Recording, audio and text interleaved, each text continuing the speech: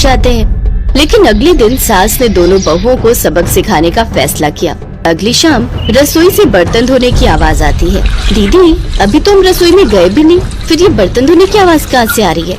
चलो देखते हैं। दोनों अंदर जाकर देखती हैं तो अनुज बर्तन मांज रहा होता है, रोहन धो रहा होता है और बूढ़ी सास पार्वती खाना बनाने लगती है। ये देख उन दोनों को बड़ी शर्मिंदगी होती है। ये आप सब क्या कर रहे हैं? बहू, अब तुम दोनों से तो न बर्तन धुलते हैं न खाना बनता है, तो हमने सोचा हम खुद ही ये काम कर लेते हैं ताकि हमें रात की रसोई खाना तो नसीब हो। तुम दोनों जाओ और आराम करो।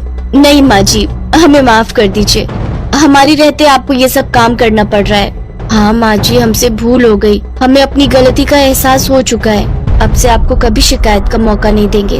हमारे रहते हमारे पतियों को जूठे बर्तन और माँ जी आपको खाना बनाना पड़ रहा है।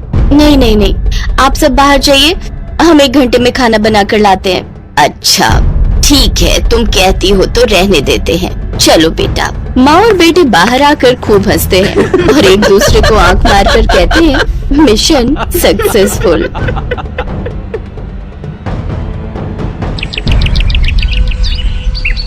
एक रोज शाम के वक्त हिना अपनी माँ के साथ बैठी हुई होती है।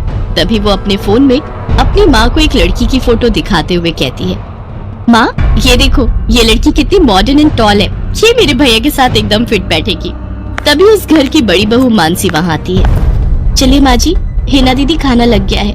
बहू यहाँ तो आ, ये देख हम तेरे देवर के लिए रिश्ता.com की साइट पे लड़की ढूंढ रहे हैं जो कि सुंदर होने के साथ साथ अमीर भी है।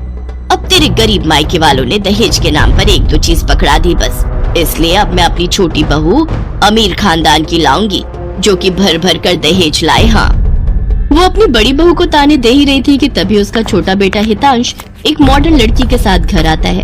उन दोनों के गले में वरमाला डली हुई थी। हितांश बेटा, ये लड़की कौन है? माँ ये जूली है और हम दोनों ने शादी कर ली है। क्या तुम दोनों ने शादी कर ली? मैं नहीं मानती इस शादी को। हाँ तो किसे फर्क पड़ता है आपके मानने या न मानने से? वैसे भी वो कहावत तो आपने सुनी ही होगी कि जब मियाँ बीवी राजी तो क्या करेगा काजी। मैं जानती हूँ, जरूर इस डायन ने ही तुझे भड़काया होगा। मैं इस डायन को हरगिज अपनी बहू नहीं मानूंगी। भले ही आप ना मानो, लेकिन लीगली तौर पर मैं ही तो हूँ आपकी बहू।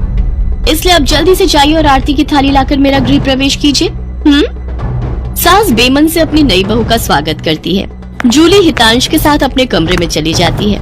हे राम, माँ अपनी इस नई छैल छबीली के तेवर देखे, इसके तो रंग ढंग ही अलग है, बड़ा ही घमंड है इसमें। तू चिंता मत कर बेटी, कल इसका ससुराल में पहला दिन है, तुम देखना अगर मैंने भी इसका घमंड चूर चूर नहीं किया तो। अगले दिन सुबह हितांश के पिता यानी जूली के ससुर अपनी पत्नी से कहते हैं, हमला देखो तो सुबह के 10 बजने को है और ये नई बहू अभी तक अपने कमरे में सोई पड़ी है और आज इसका रसोई में पहला दिन है और ये अभी तक अपने कमरे में है। तुम रुको जी, अभी मैं इसकी खबर लेती हूँ। नई बहू, अरे ओ नई बहू। कुछ देर बाद जूली वहाँ आती है। क्या बात है मम्मी जी, क्यों सुबह सुबह इस घर को मच्छी बाजार बना कर रखा है? छोटी बहू, ये क्या तरीका है अपनी सास से बात करने का? हितांश, हितांश जरा बाहर आना तो। अब क्या हुआ जूली डार्लिंग? तुम चुपचाप से अपने बाप को समझा लो कि वो मुझसे तमीज में रहकर बात किया करे। पिताजी, आपने सुना जूली ने क्या कहा?